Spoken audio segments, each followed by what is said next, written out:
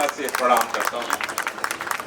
कार्यक्रम के आज अध्यक्षता कर रहे मेरे छोटे भाई विजय शर्मा जी, वो भी उस कवर्धा की उर्वरा भूमि से ही आए हुए हैं जो डिप्टी चीफ मिनिस्टर हैं।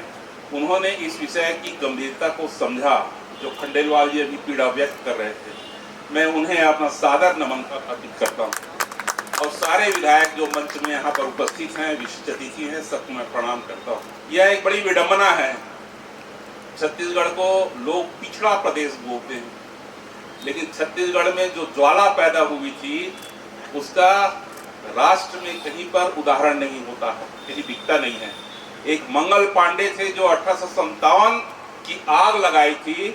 1945 में पंडित लखनलाल मिश्र थे जो ब्रिटिश पुलिस दरोगा के रूप में रेलवे स्टेशन दुर्ग में खुलेआम, जब वहां के दुर्ग के बड़े बड़े लोग उपस्थित थे, सरयू प्रसाद गुप्ता, धर्मपाल गुप्ता के पिताजी जो संविधान में हस्तक्षेप रखते थे, ऐसे लोगों के सामने मोहनलाल बाकलीवाल, उन्होंने सूत की माला ली और पुलिस की वर्दी में रामाराव कृष्णाराव पाटिल जो आईसीएस थे, जो दुर्ग में कलेक्टर रह चुके थे, उन्होंने इस्तीफा देकर के वो नागपुर जा रहे थे, रेलवे स्टेशन उन्होंने माला पहना दिया और महात्मा गांधी की जय घोष करते हुए कहा कि आप सर जिस रास्ते पे जा रहे हैं मैं भी उसी रास्ते पर आ रहा हूं। तत्काल उन्हें अरेस्ट किया गया और दूसरे दिन के समाचार पत्रों में, टाइम्स ऑफ इंडिया में, पूरे देश में यह समाचार छपा हुआ था कि पुलिस के द्वारा विद्रोह कर दिया गया है छत्तीसगढ़ के एक छोटे से स्थान जिसको दुर्ग कहते हैं वहां पर। 2 साल तक उनका इस्तीफा स्वीकार नहीं किया गया। उनके प्रेमचंद सक्सेना जो आईपी थे, इंपीरियल पुलिस जो एसपी थे, उन्होंने कहा कि लखनलाल जी आपकी पदोन्नति के लिए मैं नाम अनुशंसित किया हूं, आप सिर्फ एक रिग्रेट लेटर दे दीजिए कि मैंने भावावेश में वह काम कर किया है। उन्होंने कहा कि मैंने जो कार्य किया है उसका मुझे कोई खेद नहीं है, अपितु गर्व है, और उन्होंने सरकारी नौकरी से इस्तीफा दे दिया।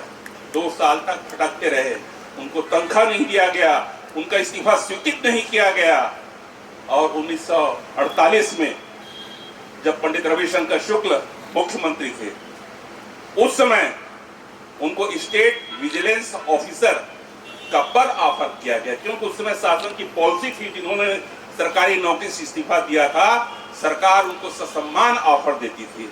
और यही आर के पाटिल थे, वो मिनिस्टर थे, वो जानते थे। लेकिन पिताजी ने, पंडित लखनलाल मिश्र ने कहा कि मैंने आजादी की लड़ाई, भारत माता की सेवा की है, उसका मैं कोई कीमत और मोल नहीं दे लेना चाहता हूँ। ऐसे थे लखनलाल मिश्र। दूसरी लड़ाई, आज देश स्वतंत्र है, हमको लड़ना पड़ रहा है। अजय खंडेलवाल जी जो है उन्होंने अपनी पीड़ा व्यक्त की। 6 साल तक पंडित लखनलाल मिश्र की मूर्ति यहाँ पे धूल खाते हुए पड़ी थी, किसी को होश नहीं था। ये एक पुत्र की पीड़ा है, व्यथा है।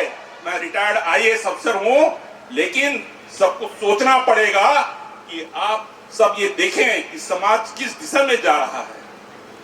जो करता धरता है उनको बताना पड़ेगा। बहुत बड़ा प्रश्न चिन्ह है। 6 साल तक जो स्वतंत्रता संग्राम सेनानी उत्तराधिकारी संगठन है, स्वतंत्रता संग्राम सेनानी कोई जीवित नहीं है आज की डेट में, सारे स्वर्ग सिधार गए।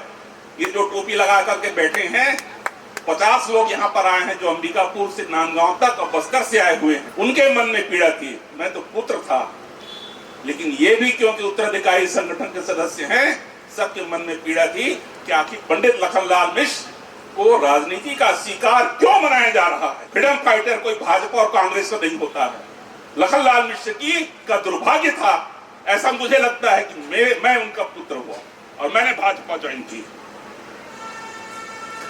लेकिन खैर जो हो गया सो हो गया, ईश्वर उन्हें सद्बुद्धि दे। महात्मा गांधी जी कहते हैं, पापियों से घृणा न करो, पाप से घृणा करो।